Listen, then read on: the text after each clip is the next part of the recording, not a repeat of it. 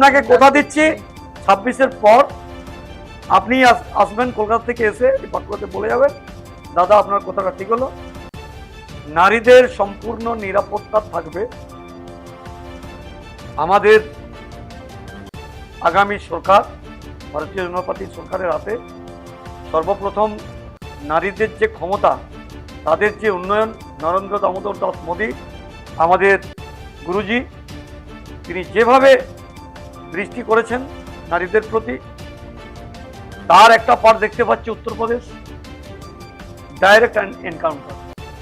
এই দুর্বৃত্তদের কোনো ব্যাপার নেই, কোনো ব্যাপার নেই, আইনগত একদম লেখা আছে ধর্ষকদের সর্বোচ্চ শাস্তি। যারা নিষ্পাপ নিরপরাধী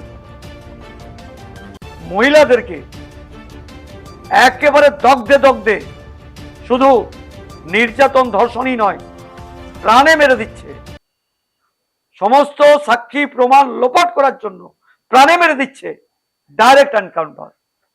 এই ছবি কি তাহলে বাংলাতেও 26 একদম দেখে নেবেন। এইটাই আইন হওয়ার দরকার আছে, এইটাই হবে। যারা দৃষ্টান্তমূলক ভাবে শাস্তি থাকবে তাদের, দৃষ্টান্তমূলক ভাবে, যাতে হাজারবার ভাবনা চিন্তা করে যদি কোনো নোংরা মানসিকতা আছে